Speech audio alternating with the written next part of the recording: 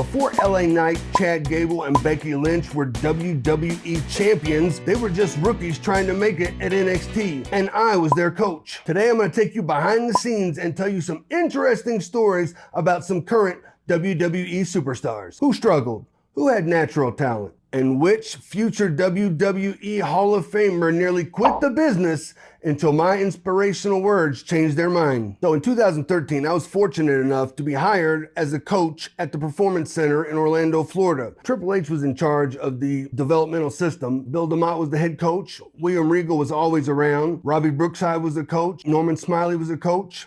Terry Taylor was a coach, and Billy Gunn was a coach. My class was the very first class of the day at 8 a.m. This was for people that had zero experience or had just gotten hired, so it has to be a little slower pace. The classes would rotate, or they would advance every 2 months. So at some point, someone could be brought back down, and it's not really a demotion, but maybe you need to work on footing, footwork, basics, bumping, or maybe everybody else is full and they need to put somebody in there just to keep their cardio up. I work with Slate Randall as a producer and as a coach, and seeing him now as LA Knight, one of the top superstars, I saw him as a star back then. And I don't know why he was released, but he had charisma and he had all the tools that he has now back then. So it was always a question to me. The wrestler that had the most natural talent in my class at the Performance Center was Chad Gable, but that should be of no surprise because Chad Gable went to the 2012 Summer Olympics. He and I would wrestle a little bit. They didn't really want me to wrestle with the talent. I was supposed to be the coach and not be wrestling against him, but it's kind of difficult when I need to be able to feel this person in the ring. And I was thinking one day, I was in the coach's office and I was watching video, and I wanted a move that's similar to Tajiri's tarantula. The guy would come in, Tajiri would kick his legs up, hook him and turn. And I was trying to think of something similar to that. So I thought if maybe Braun Strowman would set Chad Gable on the top rope and then just being a a-hole that Braun Strowman is, push him off backwards, and Chad could grab it in an arm bar where he's hanging and Braun Strowman's arm is right there, arm barred over the top rope. So I had him work on it a little bit, and then he did it for the first time at a NXT event. In a dark match against Tyler Breeze, and Tyler Breeze sold it like crazy. And now I see Chad Gable is taking his cross arm breaker over the top rope that his coach gave to him around the world and made it one of the hottest new moves that's ever been seen. You might know Adam Rose as the charismatic wrestler with the rock star cult-like following, but he didn't start out that way at NXT. I worked with Adam Rose, formerly known as Leo Kruger, both as a producer and as a coach. When I came to NXT, he was already in the main events. He was a top guy. He'd been there for 4.5 years, I think. So he wasn't in my everyday class, but there would also be an open ring time where one coach would have the ring and anybody could come to it, and he'd come to one of those. The development of the Adam Rose character is more his story, but I'll go ahead and tell it now because I know it and I've heard him say it.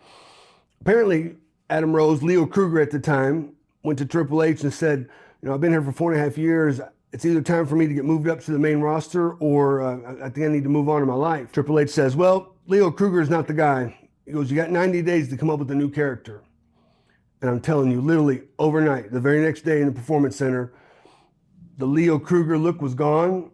And all of a sudden before us was Adam Rose. Had a little bit of lip gloss on, maybe a little bit of eyeshadow. Hair was pulled back. Dusty was the one working with Adam Rose to really help. How are we going to get this character over? And then the first time that character debuted on NXT, Adam Rose comes in with the whole Rosebuds, all the people dancing behind, and that's what really got it over the top. And I don't know where Dusty came up with that, but I thought that was awesome. A whole crowd of people that are just your personal party.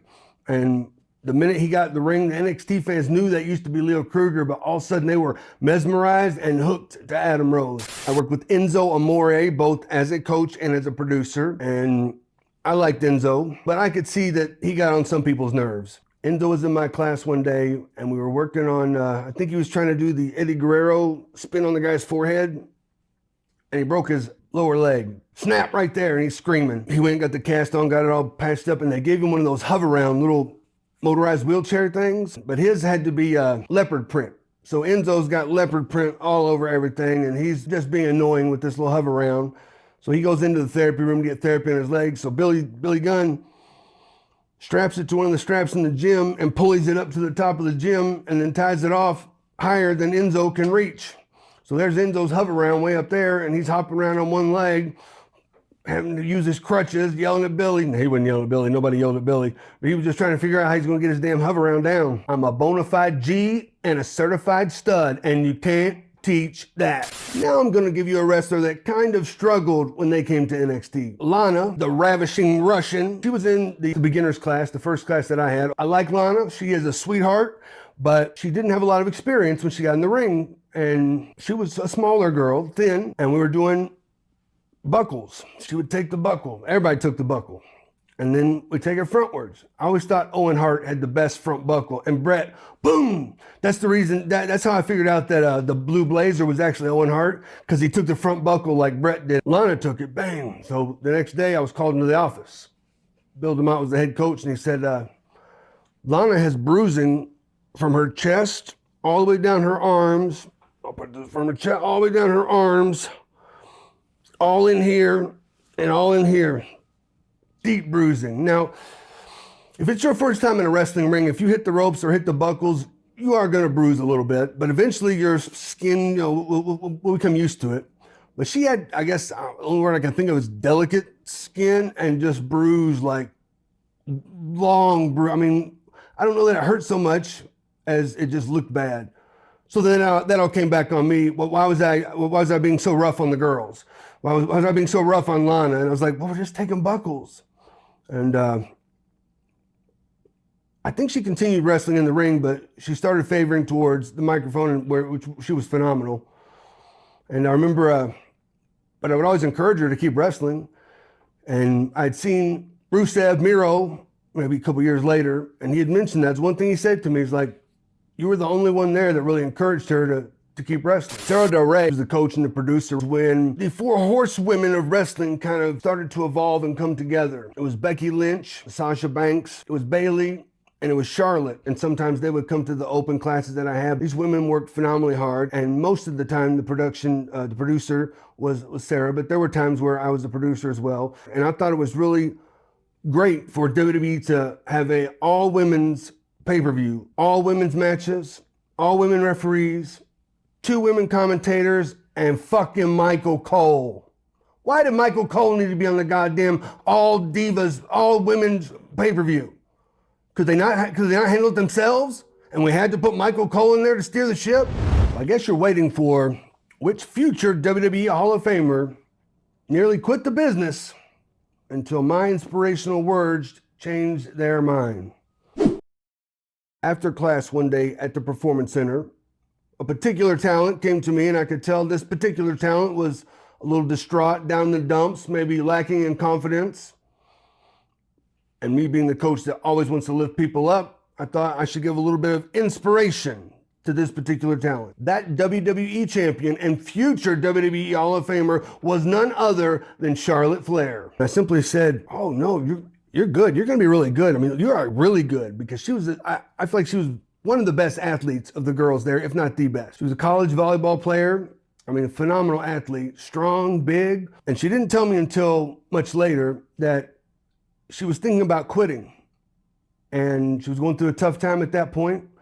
And she told me that those words of encouragement that I gave her, just to simply tell her that she's going to be good, and she has been, she is. Just those simple words that I gave her, kind of kept her in the wrestling business. I'm not saying that I did that. I'm not saying that I did that and said that. I'm saying she at one time told me that. So that makes me feel special. And maybe one day in our Hall of Fame induction, she'll give a woo out to Eugene. Woo! If you like this video and you want to see more content from Eugene behind the scenes, click on one of these videos. They are awesome.